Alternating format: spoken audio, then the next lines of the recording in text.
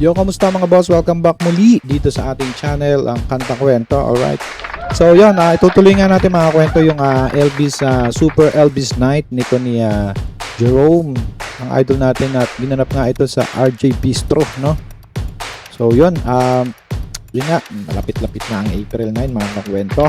April 9, anniversary concert nito ni ang ating idolo na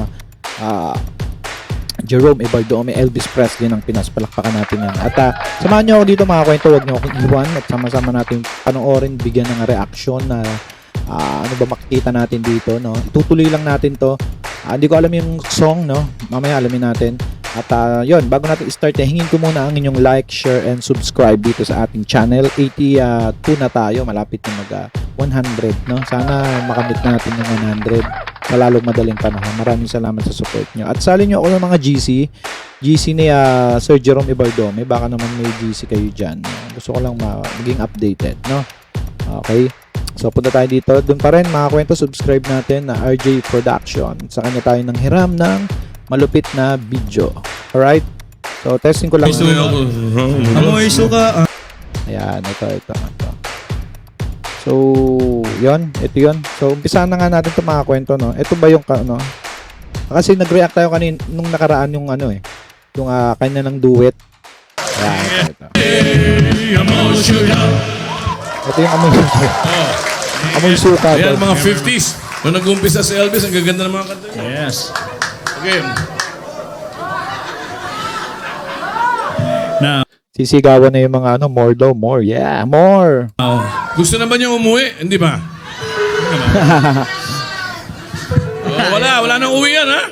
At nabasa ko sa comment section natin, ang suot pala ni Sir Jerome dito is ito regalo ng ating ito yung katabi niya si Sir RJ Jacinto. Palakpakan natin yan. Thank you Sir RJ sa pagbibigay sa ng ganitong kalupit na outfit para kay Jerome Ibardome. Okay. All right. Okay, next song. Oh, here's a song I chose, and he likes it too. Written by a Hawaiian guy. Okay. Na ano nga pala na-play pa natin to nung last. Remember? Parang remember. I'll remember you. Yeah, I'll remember you. Naalala ko na. Yeah. Let's go.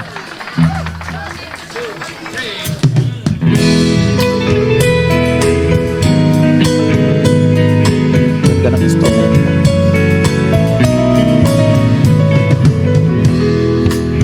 I remember you.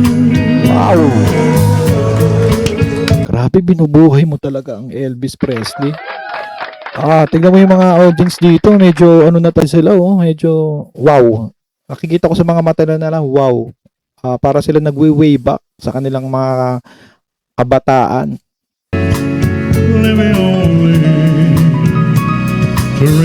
Hindi ko alam tong song na to pero ang ganda mga kwento. Hindi ko alam tong song na to pero ang ganda niya.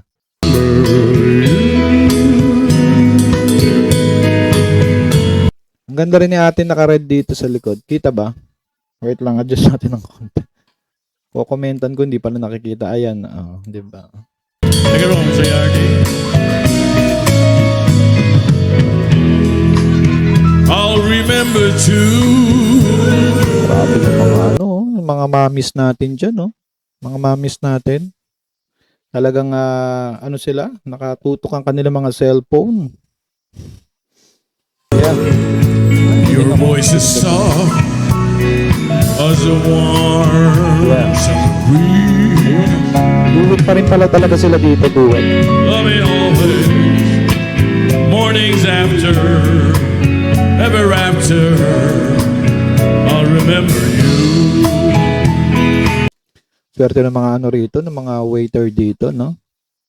Mga ano rito, nanonood. Libreng panood sila rito. To your arms someday, I'll return to stay. Wow. Till then. Ang ganda rin ng interior design nitong bar. Ganda. Para ka talagang babalik sa 50s, 60s. Huh? I will remember too. Every bright star we made wishes upon. Ang dahil pala talaga magandang kanta ni Elvis, no? Na hindi ko alam. Possible sa inyo alam nyo. Dami rin pala talaga. Love me always, promise always. Ooh, Yeah. you'll remember too.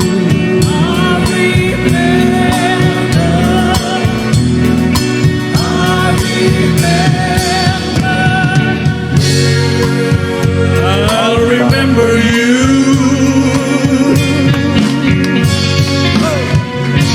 Yeah!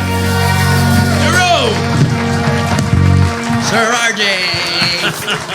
So, yun nga yung ending. So, susundan pa natin to. At alamin lang natin yung next song kung ano. Now, I think we're going to the blues now. Blues. Yeah. Okay, you want us to hear the blues? Wanna hear the blues? Yeah. Pero i-stop muna namin dyan, Sir Jerome, no? So yun nga mga kwento, sobrang lupet, sobrang ganda. Ang ganda nung song. Ang ganda nung song na yun, no? Talagang, ano siya? Tawag dito, makabagbag damdamin, no? Ano man sabi niya mga kwento? Di ko alam yung title eh. Hindi, sinabi pala kanina, I Remember You. Sorry. Kalimutan ko na, sobrang mangha ko kay Sir RJ at kay Sir Jerome. Yun na mga kwento, kwentuhan tayo, ano nyo sa comment section, tawag dito, i-comment nyo ang inyong masasabi dyan at ano ang inyong reaction, ano pa ang inyong mga suggestion. Maganda mga kwento, suggest kayo yung mga ganito, yung malilinaw yung audio sana, no? Yung mga ganyang live concert, parang talagang recording. Para malinaw yung dinig na dinig natin yung kanilang mga lyrics at instrument, no, mga kwento. So, yun. Shoutout sa inyo lahat dyan sa comment section sa patuloy na walang sawang panonood sa ating mga reaction video about dito nga sa ating Elvis Presley ng Pinas. At maraming salamat at sa mga OFW, saludo sa inyo. Ingat po kayo lagi dyan, nandito lang po kami. At sana na-entertain namin kayo. Comment nyo kung taga saan kayo para malaman natin kung hanggang saan nga ba umaabot ang kwento na ito. At yun nga mga kwento, hindi na natin papatagalin, no? Magputa-kita tayo sa comment section na muli ito ang Kanta Kwento na nagsasabi sa inyo lagi na mabuhay ang talentong Pilipino. Alright. Kanta kwento, sabay-sabay tayo